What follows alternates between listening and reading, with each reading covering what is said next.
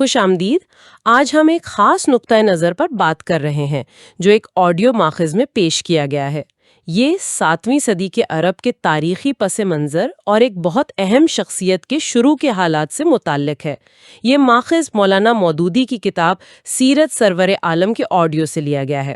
ہمارا مقصد آج یہ سمجھنا ہے کہ اس ماخذ میں اس وقت کے ماحول اور شخصیت کو کیسے دکھایا گیا ہے۔ جی بالکل، اور یہ سمجھنا اہم ہے گفتگو شروع کرنے سے پہلے کہ یہ ماخذ ایک ایسی دنیا کی بات کر رہا ہے جو آج سے بہت بہت مختلف تھی۔ 14 صدیاں پہلے علم اور یہ جو رابطے کے ذرائع ہیں یہ بالکل ایک الگ ہی دنیا تھی، اور ماخذ کے مطابق اس دوری کا، اس فرق کا لوگوں کی زندگی اور سوچ پر گہرا اثر تھا۔ آج تو دیکھیں معلومات کتنی آسانی سے مل جاتی ہیں، اس زمانے میں اس ماخذ کے مطابق اس کا تصور بھی نہیں کیا جا سکتا تھا۔ ٹھیک ہے، تو آئیے ذرا اس منظر نامے کو سمجھتے ہیں جو یہ ماخذ پیش کر رہا ہے، یعنی 1400 سال پہلے کی دنیا۔ ماخذ کہتا ہے کہ انسانوں کے بیچ رابطے، خیالات کا تبادلہ اس کے ذرائع نہ ہونے کے برابر تھے۔ قوموں، ملکوں میں بھی بڑے فاصلے تھے۔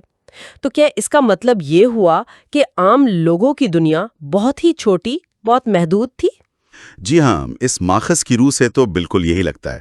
عام آدمی کی جو معلومات تھیں اس کا دائرہ بہت تنگ تھا، اور وہ زیادہ تر وہم، توہم پرستی، ان چیزوں کے اثر میں تھے۔ مصنف یہاں ایک ایسی دنیا دکھا رہے ہیں جہاں علم بہت کم تھا اور جہالت آپ کہہ لیں غالب تھی۔ ماخذ کے مطابق نہ کوئی تیز رفتار سواریاں تھیں جیسے آج کل ریل ہے، ہوائی جہاز ہیں، نہ کوئی فوری رابطے کے طریقے، ٹیلی گراف، ٹیلی فون، ریڈیو، کچھ بھی نہیں۔ اور تعلیم و تدریس کا کیا حال تھا؟ آج تو ہر طرف اسکول، کالج، یونیورسٹیاں نظر آتی ہیں۔ صورتحال بالکل مختلف تھی۔ ماخذ ہمیں بتاتا ہے کہ چھاپا خانے یعنی پرنٹنگ پریس وہ تو عام تھے ہی نہیں، تو کتابیں کیسے عام ہوتی؟ وہ بہت کمیاب تھیں، مہنگی بھی ہوتی ہوں گی۔ علم زیادہ تر سینہ بسینہ چلتا تھا، یا پھر ہاتھ سے لکھی کتابوں سے جو ملتی ہی کم تھیں۔ مدرسے، تعلیمی ادارے وہ کثرت نہیں تھی جو بعد میں آئیں۔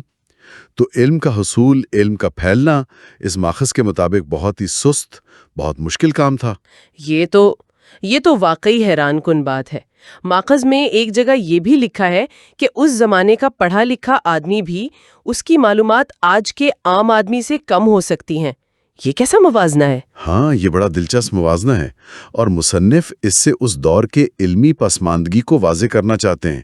ان کے مطابق وہ بنیادی باتیں جو آج آپ دیکھیں بچوں کو بھی پتہ ہوتی ہیں، ان کے لیے اس زمانے میں لوگ بڑے لمبے لمبے سفر کرتے تھے، کبھی کبھی پوری زندگی لگا دیتے تھے۔ تو یہ ایک پیمانہ ہے اس دور کے علمی معیار کا، جیسا کہ ماخذ میں بتایا گیا ہے۔ اچھا، اب خاص طور پر عرب کے علاقے کی بات کرتے ہیں۔ ماخذ اس کی جغرافیائی حالت کے بارے میں کیا کہتا ہے؟ وہ کیسا علاقہ تھا؟ یہاں ایک اہم نقطہ ماخذ یہ اٹھاتا ہے کہ عرب جغرافیائی طور پر بہت الگ تھلگ تھا۔ اس کے مطابق یہ علاقہ بڑے بڑے صحراؤں سے گھرا ہوا تھا، اور جو ارد گرد کی بڑی تہذیبیں تھیں جیسے ایران تھا، روم، مصر، ان کے مراکز سے کافی کٹا ہوا تھا۔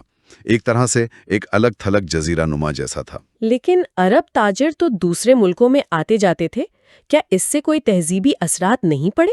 ہاں، ماخذ یہ مانتا ہے کہ تجارتی سفر ہوتے تھے، لیکن وہ کہتا ہے کہ یہ رابطے زیادہ تر سطحی تھے، مطلب سامان کا لین دین بس۔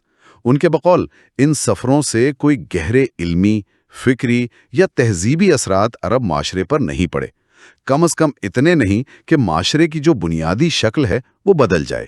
تو یہ تنہائی ماخذ کے مطابق عرب کی حالت کو سمجھنے کے لیے بہت اہم ہے۔ اور خود عرب کے اندر تعلیم کا کیا نظام تھا؟ کیا وہاں کوئی اسکول، مدرسے تھے؟ مولانا مودودی کی تفصیل کے مطابق عرب میں باقاعدہ تعلیم کا کوئی تصور ہی نہیں تھا۔ نہ کوئی منظم مدرسہ، نہ کوئی لائبریری جسے عوامی کتب خانہ کہہ لیں۔ لکھنے پڑھنے والے لوگ ان کے الفاظ میں آٹے میں نمک کے برابر تھے، بہت ہی کم، اور جو تھے بھی وہ بھی اس ماخذ کی روح سے دنیا کے جو اس وقت کے علمی معیار تھے ان سے بہت پیچھے تھے۔ مطلب بنیادی لکھنا پڑھنا شاید کر لیتے ہوں، لیکن گہرے علم، فنون ان تک رسائی نہیں تھی۔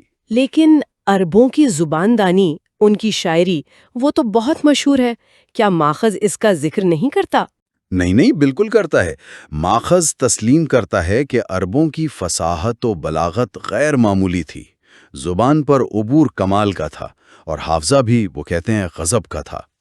ان کا ادبی ذوق بہت اونچا تھا اور شاعری ان کے لیے اظہار کا سب سے بڑا ذریعہ تھا۔ لیکن مصنف یہ بھی کہتے ہیں کہ اگر ہم ان کے ادب کو دیکھیں جو ہم تک پہنچا ہے تو اس میں اس دور کی معلومات کی کمی نظر آتی ہے۔ توہم پرستانہ عقیدے، سماجی اور اخلاقی تصورات کی پستی، وہ سب اس میں جھلکتا ہے۔ یعنی زبان تو بہت طاقتور تھی، مگر جو مواد تھا، جو فکر تھی، وہ ماخذ کے مطابق محدود تھی۔ اچھا، تو یہ تو ہوا علمی اور جغرافیائی پس منظر۔ اب ذرا اس معاشرے کے اندر جھانکتے ہیں، جیسا کہ ماخذ میں بتایا گیا ہے۔ سماجی ڈھانچہ کیسا تھا وہاں کا؟ ماخذ ایک ایسے معاشرے کی تصویر کھینچتا ہے جہاں کوئی مرکزی حکومت، کوئی ریاست تھی ہی نہیں۔ پورا ملک آپ کہہ لیں بے شمار خود مختار قبیلوں میں بٹا ہوا تھا۔ ہر قبیلہ اپنی جگہ ایک اکائی تھا اور دوسرے قبائلوں سے تعلقات اکثر دشمنی والے ہوتے تھے یا پھر وقتی فائدے کے لیے۔ بیان کے مطابق طاقت کا قانون چلتا تھا، جسے ہم کہہ سکتے ہیں جنگل کا قانون۔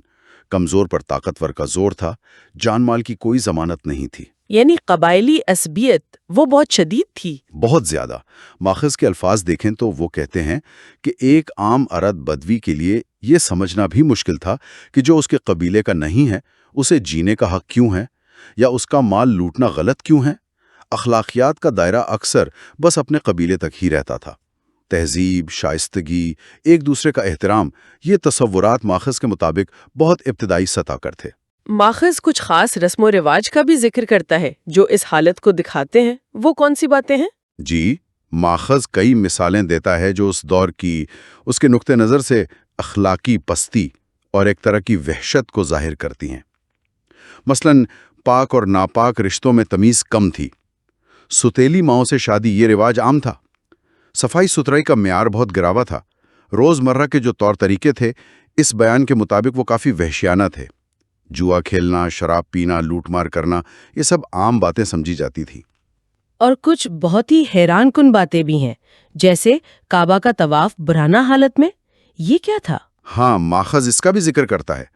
اس کے مطابق لوگ، یہاں تک کہ عورتیں بھی، کبھی کبھی کعبہ کا طواف بالکل برہنہ حالت میں کرتے تھے اور وہ اسے ایک مذہبی رسم سمجھتے تھے۔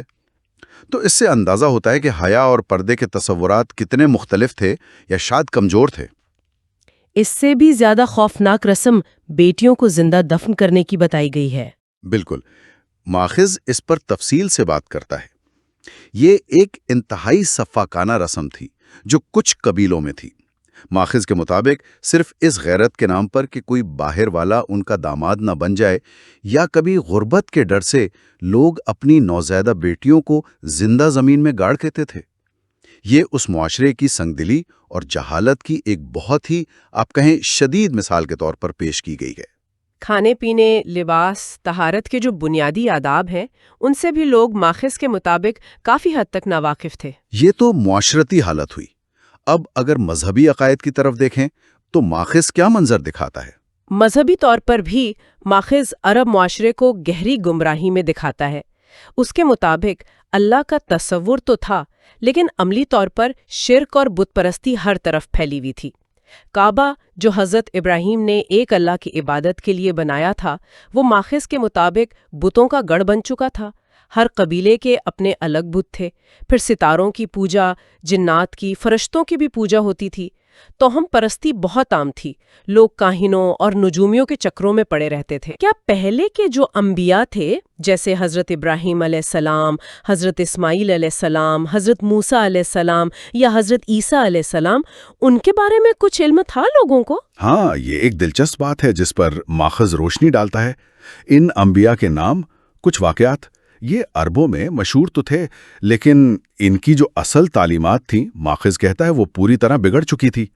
وہ حضرت ابراہیم علیہ السلام اور اسماعیل علیہ السلام کو اپنا بڑا تو مانتے تھے، مگر یہ بھول گئے تھے کہ ان کا اصل دین تو توحید تھا۔ اسی طرح حضرت موسیٰ علیہ السلام اور حضرت عیسیٰ علیہ السلام کے قصے بھی ان تک پہنچے تھے، لیکن بگڑی ہوئی حالت میں۔ زیادہ تر یہودیوں اور عیسائیوں کے ذریعے، جو خود بھی ماخذ کے بقول اپنے نبیوں کی تعلیمات سے دور ہو چکے تھے۔ ماخذ خاص طور پر بنی اسرائیل کی روایات کے بگاڑ کا ذکر کرتا ہے۔ تو اس کا مطلب ہے کہ مذہبی تصورات بھی بہت دھندلے اور الجھے ہوئے تھے۔ بالکل، ماخذ کے مطابق ان بگڑی ہوئی روایات کا حل یہ تھا کہ ان سے نبوت کا صحیح مقام کیا ہے، نبیوں کی اصل سیرت کیسی تھی، اس کا اندازہ لگانا بھی مشکل تھا۔ جی اس سے پھر یہ سوال پیدا ہوتا ہے کہ اس وقت کا جو غالب اخلاقی اور روحانی ماحول تھا وہ کیسا تھا؟ ماخذ کا جواب بڑا واضح ہے، شدید بگاڑ کا شکار تھا۔ ایک طرف سماجی ابتری، اخلاقی گراوٹ، دوسری طرف مذہبی جہالت اور گمراہی۔ یہ پس منظر تو واقعی بہت تاریک اور مایوس کن لگتا ہے، جیسا کہ اس ماخذ میں پیش کیا گیا ہے۔ اب اسی ماحول میں ماخذ ایک خاص شخصیت کے ظہور کا ذکر کرتا ہے، حضرت محمد صلی اللہ علیہ وسلم۔ ان کی ابتدائی زندگی کے بارے میں ماخذ کیا بتاتا ہے؟ جی، ماخذ بتاتا ہے کہ آپ اسی معاشرے میں مکہ شہر میں پیدا ہوئے۔ پیدائش سے پہلے والد کا انتقال ہو گیا تھا، بچپن میں والدہ بھی نہیں رہیں، پھر دادا کا سایہ بھی جلدی اٹھ گیا، یعنی آپ نے یتیمی کی حالت میں پرورش پائی، اور اس ماحول میں جہاں تعلیم کا رواج ہی نہیں تھا، آپ نے بھی کوئی رسمی تعلیم حاصل نہیں کی۔ ماخذ آپ کے لیے امی کا لفظ استعمال کرتا ہے، جس کا مطلب ہے کہ آپ پڑھنا لکھنا نہیں جانتے تھے۔ تو آپ نے بچپن اور جوانی میں کیا کام کرتے تھے؟ ہوش سنبھالا تو ماخذ کے مطابق آپ نے عرب کے عام رواج کی طرح بکریاں چرائیں، جو وہاں کوئی عیب کی بات نہیں سمجھی جاتی تھی۔ جب جوان ہوئے تو تجارت کا پیشہ اپنایا اور تجارتی قافلوں کے ساتھ سفر بھی کیے۔ یہاں بات واقعی دلچسپ ہو جاتی ہے۔ ماخذ اس بات پر بہت زور دیتا ہے کہ آپ کا اٹھنا بیٹھنا، آپ کا ماحول، سب کچھ وہی عرب معاشرہ تھا جس کی اتنی منفی تصویر ابھی ہم نے دیکھی ہے۔ کیا باہر کے سفروں سے کوئی فرق پڑا؟ ماخذ اس امکان کو رد کرتا ہے۔ وہ کہتا ہے کہ آپ نے عرب سے باہر جو سفر کیے بھی وہ مختصر تھے، زیادہ تر شام کے علاقے تک گئے۔ ان سفروں کی نوعیت ایسی نہیں تھی کہ ان سے کوئی بہت بڑی علمی یا فکری تبدیلی آ جائے۔ ماخذ کا استدلال یہ ہے کہ اگر ان سفروں میں کچھ پڑھے لکھے لوگوں سے ملاقاتیں ہوئی بھی ہوں تو ایسی سرسری ملاقاتیں کسی شخص کی پوری شخصیت، پورا کردار بدلنے کے لیے کافی نہیں ہوتی۔ یعنی ماخذ یہ کہنا چاہ رہا ہے کہ آپ کے شخصیت اور کردار بننے میں باہر کے عوامل کا کوئی خاص کردار نہیں تھا۔ بالکل، ماخذ کا بنیادی نقطہ یہی ہے کہ جو علم، جو اخلاق، جو اونچے تصورات بعد میں آپ نے پیش کیے، وہ اس ماحول سے یا ان مختصر سفروں سے ملنا ممکن نہیں تھا۔ ماخذ دلیل دیتا ہے کہ تہذیب، اخلاق، روحانیت کے وہ اصول جو اس وقت دنیا میں کہیں اور بھی اپنی خالص شکل میں نہیں ملتے تھے، وہ بھلا ان محدود ذرائع سے کیسے مل سکتے تھے؟ یہ بیانیہ ایک طرح سے آپ کی شخصیت کے منفرد ہونے پر اور ماحول سے بلند ہونے پر زور دیتا ہے۔ اب آتے ہیں اصل بات پر، آپ کے کردار پر۔ جیسا کہ ماخذ میں بیان ہوا ہے، اس ماحول میں رہتے ہوئے آپ کی شخصیت کیسی تھی؟ یہ ماخذ کا سب سے آپ کہہ لیں اہم حصہ ہے۔ وہ یہ کہتا ہے کہ اس سارے بگاڑ کے بیچ آپ کی جوانی اور اس سے پہلے کی زندگی ہر طرح کی برائی سے پاک تھی۔ آپ کی سچائی اتنی مشہور تھی کہ پوری قوم، کیا دوست کیا دشمن، سب آپ کو الصادق یعنی سچا کہہ کر پکارتے تھے۔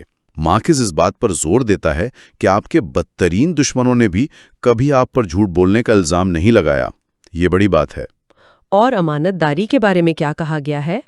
آپ کی امانت داری بھی وہ کہتے ہیں ضرب المثل تھی۔ آپ کو الامین یعنی امانت دار کا لقب ملا ہوا تھا۔ ماخذ یہ حیران کن بات بتاتا ہے کہ جو لوگ بعد میں آپ کے جانی دشمن بن گئے، وہ بھی اپنی قیمتی چیزیں آپ ہی کے پاس امانت رکھواتے تھے، کیونکہ انہیں آپ کی دیانت پر پورا بھروسہ تھا۔ یہ اس ماحول میں بہت غیر معمولی بات تھی۔ آپ کے اخلاق، آپ کے رویے کے بارے میں اور کیا تفصیلات ہیں؟ ماخذ آپ کو بہت نرم مزاج، خوش اخلاق اور میٹھی زبان والا بتاتا ہے۔ آپ کسی سے سخت بات نہیں کرتے تھے، اونچی آواز میں نہیں بولتے تھے، بازاروں میں شور نہیں مچاتے تھے۔ آپ کی بات چیت میں ایسی شائستگی، ایسی مٹھاس تھی کہ جو ملتا تھا وہ آپ کا گرویدہ ہو جاتا تھا۔ آپ دوسروں کے کام آتے، غریبوں محتاجوں کی مدد کرتے، یتیموں بیواؤں کا خیال رکھتے، مہمان نوازی میں مشہور تھے۔ اور معاشرے میں جو برائیاں پھیلی ہوئی تھیں جیسے شراب، جوا، بت پرستی، ان سے آپ کا کیا تعلق تھا؟ ماخذ بالکل واضح کہتا ہے کہ آپ نے اپنی پوری زندگی میں کبھی شراب کو ہاتھ نہیں لگایا، کبھی جوا نہیں کھیلا اور کبھی کسی بت کے آگے سر نہیں جھکایا۔ یہاں تک کہ بتوں کے نام پر جو جانور ذبح ہوتے تھے ان کا گوشت کھانے سے بھی پرہیز کرتے تھے۔ آپ کو قدرتی طور پر ان تمام چیزوں سے نفرت تھی جو آپ کے معاشرے میں عام تھیں۔ آپ بہت حیادار تھے، بے حیائی کے کاموں سے ہمیشہ دور رہے۔ قبائلی لڑائی جھگڑوں میں آپ کا کیا کردار ہوتا تھا؟ وہاں تو بات بات پر تلوار چل جاتی ہوگی۔ جی، اسی ماحول میں جہاں بات بات پر تلواریں نکل آتی تھیں، ماخذ آپ کو ایک امن پسند شخص کے طور پر دکھاتا ہے۔ آپ قبیلے کی لڑائیوں میں حصہ لینے سے بچتے تھے اور ہمیشہ کوشش کرتے تھے کہ صلح صفائی ہو جائے۔ کئی موقعوں پر آپ نے اپنی سمجھداری اور غیر جانبداری سے بڑے فسادات ہونے سے بچا لیے۔ یہاں ماخذ ایک بہت خوبصورت تشبیہ بھی استعمال کرتا ہے۔ وہ کہتا ہے کہ آپ کا وجود اس معاشرے میں ایسا تھا جیسے گھٹاٹوپ اندھیرے میں پتھروں کے ڈھیر میں ایک ہیرا چمک رہا ہو۔ یہ تشبیہ اس فرق کو، اس تضاد کو واضح کرتی ہے جو ماخذ آپ کی شخصیت اور آپ کے ماحول کے درمیان دکھانا چاہتا ہے کہ آپ اسی معاشرے کا حصہ تھے مگر اس کے رنگ میں بالکل نہیں رنگے گئے۔ یہ کردار 40 سال کی عمر تک اسی طرح رہا؟ جی ہاں، ماخذ کے مطابق تقریباً 40 سال کی عمر تک آپ نے اسی طرح ایک پاکیزہ، باوقار اور بالکل بے داغ زندگی گزاری۔ آپ ایک کامیاب تاجر کے طور پر، ایک معزز شہری کے طور پر جانے جاتے تھے۔ پھر ماخذ ایک اہم موڑ کا ذکر کرتا ہے، وہ کیا ہے؟ تقریباً 40 سال کی عمر کے قریب ماخذ بتاتا ہے کہ آپ میں ایک نئی کیفیت پیدا ہونے لگی۔ آپ اپنے ارد گرد جو جہالت تھی، اخلاقی پستی، بت پرستی، یہ سب دیکھ کر بہت بے چین، بہت کرب محسوس کرنے لگے۔ آپ کو اپنا معاشرہ، اس کے طور طریقے بالکل ناپسند تھے۔ آپ اس ماحول سے الگ ہو کر کچھ سوچنا، غور کرنا چاہتے تھے۔ تو آپ نے کیا کرنا شروع کیا؟ آپ نے شہر سے باہر نکل کر مکہ کے قریب ایک پہاڑ کی غار ہے، غار ہرا، وہاں تنہائی میں وقت گزارنا شروع کر دیا۔ ماخذ بتاتا ہے کہ آپ کئی دن وہاں رہتے تھے، اپنے ساتھ ستو اور پانی لے جاتے اور اللہ کی عبادت کرتے تھے، جیسا بھی آپ کا تصور تھا اس وقت، اور گہرے غور و فکر میں مصروف رہتے تھے۔ کیا سوچتے تھے آپ وہاں؟ ماخذ اس بارے میں کچھ بتاتا ہے؟ ماخذ کہتا ہے کہ آپ اس کائنات کے نظام پر غور کرتے تھے۔ آپ سوچتے تھے کہ یہ جو کچھ ہو رہا ہے معاشرے میں، یہ ٹھیک نہیں ہے، یہ غلط ہے۔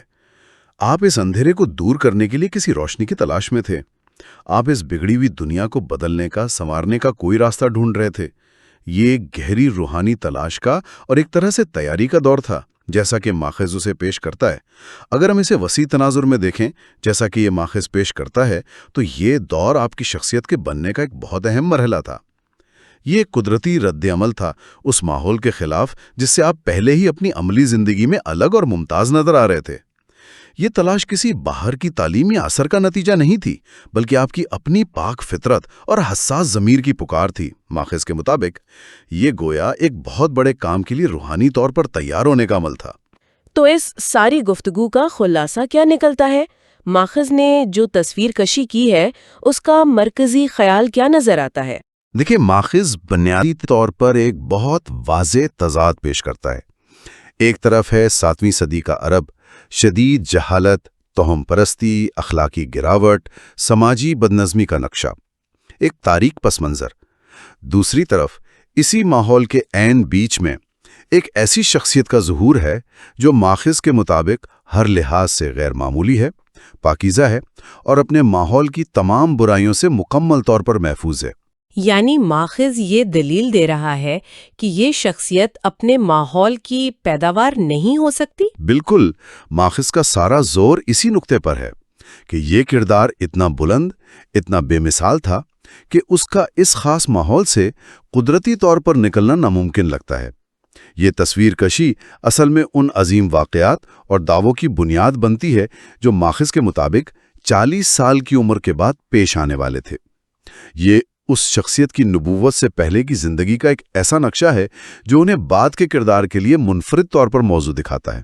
اس تجزیے کی روشنی میں کیا کوئی ایسا آخری خیال یا سوال ہے جو سننے والوں کے لیے غور طلب ہو اور جو صرف اسی ماحول کے مواد پر مبنی ہو؟ یقیناً، اس ماخذ کے بیان پر اگر غور کریں تو ایک بنیادی سوال سامنے آتا ہے جو مصنف کے پورے بیانیے کے مرکز میں ہے۔ سوال یہ ہے کہ ماحول اور فرد کا رشتہ کیا ہوتا ہے؟ ایک طرف نظریہ ہے کہ انسان اپنے حالات کی پیداوار ہے، ماحول اسے بناتا ہے۔ دوسری طرف یہ ماخذ ایک ایسی مثال پیش کر رہا ہے جہاں ایک فرد کسی بھی بیرونی وحی یا الہام سے پہلے ماخذ کی ٹائم لائن کے مطابق اپنے ماحول سے نہ صرف متاثر نہیں ہوتا، بلکہ کردار اور اخلاق میں اس سے بالکل الٹ اور کہیں زیادہ بلند نظر آتا ہے۔ ماخذ ہمیں سوچنے پر مجبور کرتا ہے کہ اس تضاد پر غور کریں۔ ایک فرد اپنے ارد گرد کی اتنی طاقتور لہروں کے خلاف کیسے کھڑا رہ سکتا ہے؟ اور اس کی اپنی اندرونی پاکیزگی کا ذریعہ کیا ہو سکتا ہے؟ خاص طور پر اس تاریخی پس منظر میں جو ماخذ نے خود بیان کیا ہے۔ یہ وہ نقطہ ہے جو میرے خیال میں اس بیان کو سمجھنے کے لیے بہت اہم ہے۔